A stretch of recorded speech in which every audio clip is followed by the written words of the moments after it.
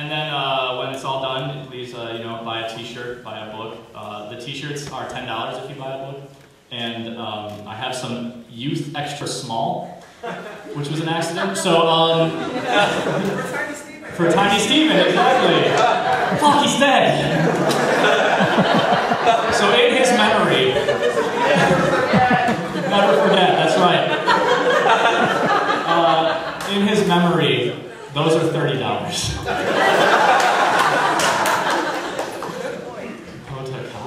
Alright, so I'm going to do this poem. Evan, are you here? Yeah. Do you think, maybe? Alright, I can go grab it. You want what, do you need your... Sure. Sure? What is sport? Alright, clap for Evan Chung, everybody.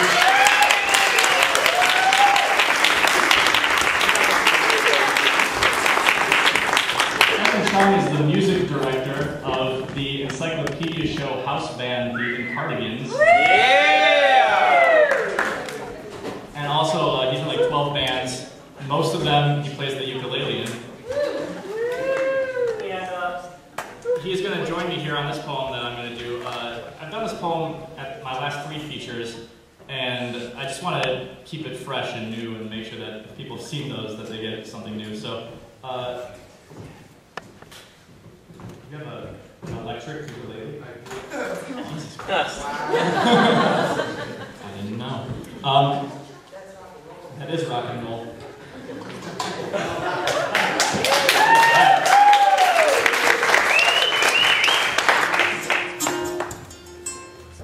that good? You good?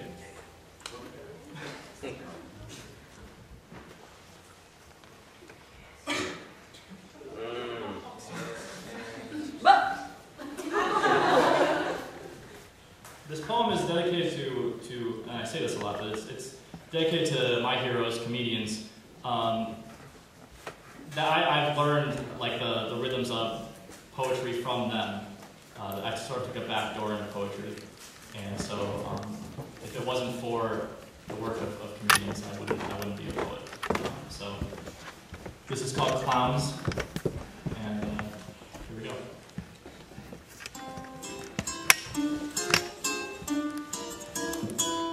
There's a dark theater full of hyenas barking at an empty stage.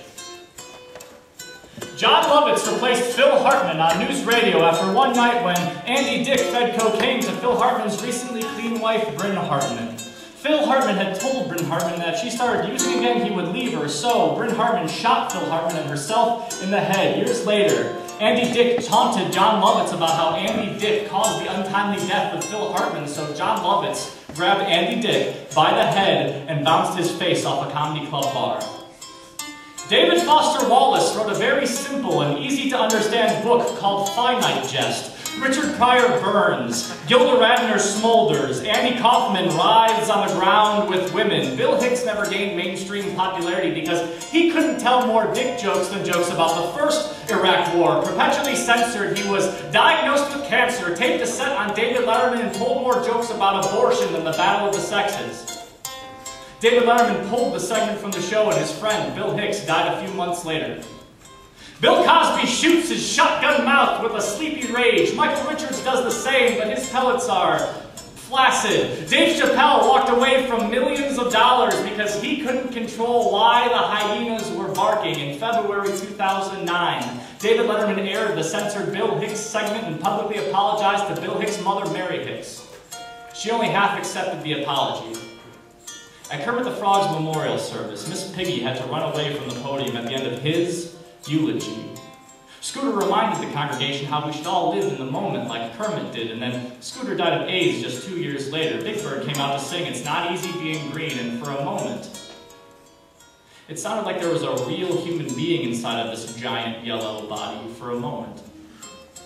It sounded like this impossible real person was beginning to crack and cry inside this now trembling feathered body, all because a frog didn't want to bother people by going to the hospital in time. Later, the ashes of someone named Jim Henson were scattered on a ranch in Santa Fe. From the stage, You can't see the hyenas, but you can hear them barking. Your job is to be meat dangling to tease out the barking. Your job, clown, is to be meat dangling. Dance for the canine scream. That means that you're winning. You're a failure if they think they can hear a real human being shivering and crying inside your giant clown body. There's a 2-drink minimum. Tip your waitress. You'll be here all night, you say. You'll be here all night, sucking out the cackles, daring death to just try and take you. And that's the joke, you know. Life. Life is a wonderful joke. When Tina Fey was 5 years old, she was playing in her front lawn. A man walked up to her and just slashed her across the face. When Stephen Colbert was 10, his father and 2 oldest brothers died in a plane crash on September 11th, 1974. Mark Twain tried to swallow an entire planet's imperialistic selfish greed and stuff it inside a funny white suit. Then the daughter of Samuel Clemens died. Mark Twain kept working. Samuel Clemens stopped working. We go on. Despite